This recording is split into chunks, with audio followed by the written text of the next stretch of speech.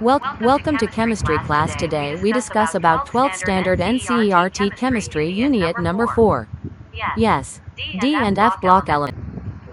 D and F block elements. In the D and F block elements நமக்கு scandium to zinc, then yttrium to cadmium, lanthanum to mercury, actinium to copernicium. இந்த மாதிரி 4 series இருக்கு. இதுல first series வந்து scandium to zinc. இது வந்து பாத்தீங்கன்னா 3D block elements, then yttrium to cadmium, இது 4D block elements, then lanthanum to mercury, 5D block elements, actinium to copernicium, 6D block elements. இந்த 4 series தான் D block elements. ஏனா இந்த elements ஓட valence electron enter to the d orbital. அதனால இத வந்து நம்ம என்ன சொல்றோம்? D block element சொல்றோம்.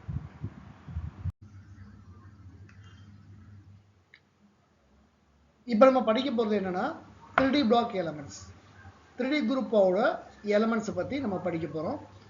இதுல scandium, titanium, vanadium, chromium, manganese, iron, cobalt, nickel, copper, zinc இந்த 10 elements இருக்கு.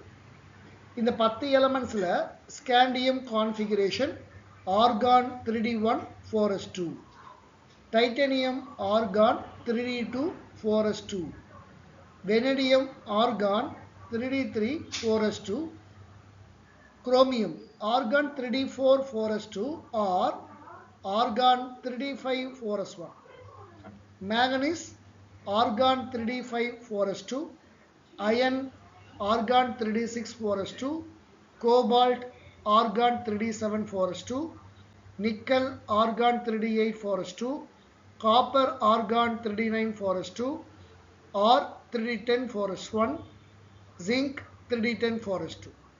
So இந்த configuration பார்த்தோம்னா நமக்கு ஒரு ஐடியா வரும். எலக்ட்ரான்ஸ் வந்து d ஆர்பிட்டால தான் கம்ப்ளீட் ஆகுது. எலக்ட்ரான் எங்க கம்ப்ளீட் ஆகுது? d orbital. So எல்லாத்துலயும் பாருங்க 3d ஆர்பிட்டால ஒரு எலக்ட்ரான், next 3d ஆர்பிட்டால் 2 3 4 5 6 7 8 9 10. அப்ப வேலன்ஸ் எலக்ட்ரான் 3d ஆர்பிட்டால கம்ப்ளீட் ஆகிறதுனால இதுக்கு பேரு 3d block elements. Next important point, 3D block elementsல எலக்ட்ரான் வந்து பாத்தீங்கன்னா இந்த ஜிங்க்குக்கு வந்து கம்ப்ளீட்லி ஃபில்டா இருக்கு. அதே மாதிரி மேங்கனீஸ்க்கு வந்து ஆஃப் ஃபில்டா இருக்கு. இந்த ஆஃப் ஃபில்டர் ரீச் பண்றதுக்காக குரோமியம் வந்து அதோடைய கான்ஃபிகரேஷனை மாத்திக்கிறது. அதே மாதிரி காப்பரும் கம்ப்ளீட்லி ஃபில்ட் ஆகிறதுக்காக அதனுடைய கான்ஃபிகரேஷன் மாத்திக்கிறது. அப்ப நம்ம ஃபர்ஸ்ட் இந்த எலக்ட்ரானிக் கான்ஃபிகரேஷன் எழுத தெரியணும்.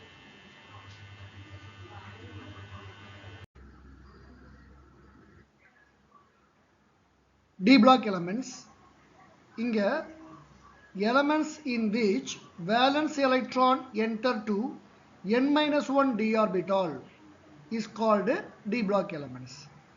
அப்ப n-1 d orbitalல valence electron enter ஆகிறதுனால அது D block elements.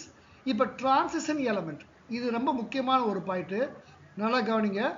The elements which has incomplete d orbital configuration, அதாவது ஒரு எலமெண்டோட d orbital configuration எழுதுறோம், அது கம்ப்ளீட்டா இருக்கா இன்கம்ப்ளீட்டா இருக்கான்னு பார்க்கணும்.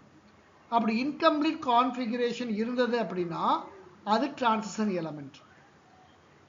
இன்கம்ப்ளீட்டா இல்லாம அந்த கான்ஃபிகரேஷன் கம்ப்ளீட்டா இருந்ததுன்னா அது நான் டிரான்சிஷன் எலமெண்ட். இது ரொம்ப முக்கியமான ஒரு question. The element which has incomplete d orbital configuration in their ground state or in the common oxidation state, ரெண்டையுமே பார்க்கணும். நம்ம ground stateம் பார்க்கணும், அதனுடைய காமன் ஆக்சிடேஷன் ஸ்டேட்டும் பார்க்கணும். ரெண்டுல ஏதாவது ஒன்றுல வந்து எலக்ட்ரானிக் கான்ஃபிகரேஷன் வந்து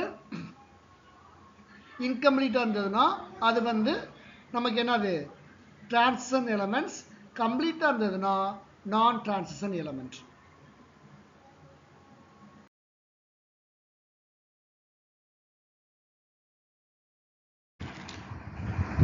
இப்போ இந்த கொஸ்டின் பார்க்கலாம். Silver a transition metal or non transition metal? அப்போ நம்ம ஃபர்ஸ்ட் என்ன பண்ணணும், சில்வரோட எலக்ட்ரானிக் கான்ஃபிகரேஷன். சில்வருக்கு என்ன எலக்ட்ரானிக் கான்ஃபிகரேஷன்னா, சில்வர்ன்றது ஒரு 4D பிளாக் எலமெண்ட்ஸ், அதாவது 4D10 5s1, அதாவது s ஆர்பிட்டாலில் ஒரு எலக்ட்ரானும் d ஆர்பிட்டாலில் 10 எலக்ட்ரான்ஸ் இருக்கும். அப்போ d ஆர்பிட்டால் 10 எலக்ட்ரான்ஸ் இருந்துச்சுன்னா அது கம்ப்ளீட்லி ஃபில்டு கான்ஃபிகரேஷன். அப்போ இதை பார்த்தோம்னா இது என்ன எலமெண்ட்டு, நான் டிரான்சிஷன் எலமெண்ட். ஆனால் நம்ம இதை மட்டும் பார்க்கக்கூடாது, இது வந்து கிரவுண்ட் ஸ்டேட் கான்ஃபிகரேஷன். நம்ம என்ன பண்ணணும், ஒரு மெட்டலோட ஆக்சிடேஷன் ஸ்டேட்டும் பார்க்கணும். அதான் நான் டிரான்சிஷன் எலமெண்ட்டான்னு கண்டுபிடிக்கலாம். அப்போ மெட்டலோட காமன் ஸ்டேட் என்னது, +2. மெட்டலோட காமன் ஆக்சிடேஷன் நம்பர் வந்து +2. அப்போ +2 என்னது, 2 எலக்ட்ரான் வெளியே போகணும். அப்போ இதில் ஒரு எலக்ட்ரான் வெளியே போயிடும், இந்த 10 எலக்ட்ரான்ஸில் இன்னொரு எலக்ட்ரான் வெளியே போயிடும். அப்போ கான்ஃபிகரேஷன் என்ன வரும், நமக்கு 4D ஆர்பிட்டாலில் 9 இருக்கும், ஆல்ரெடி 10 இருக்குது, ஒரு எலக்ட்ரான் வெளியே போயிடுச்சுன்னா 9. இங்கே 5s ஆர்பிட்டால் ஒரே ஒரு எலக்ட்ரான் தான் இருக்குது, அது வெளியே போயிடுச்சுன்னா 0.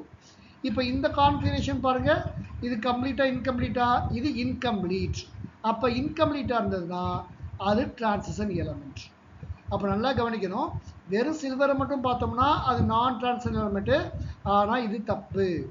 ஏன்னா சில்வர் வந்து அதனுடைய ஆக்சிடேஷன் ஸ்டேட்டில் எப்படி இருக்குது, இன்கம்ப்ளீட்டாக இருக்குது, அதனால அது வந்து டிரான்சிஷன் எலமெண்ட்.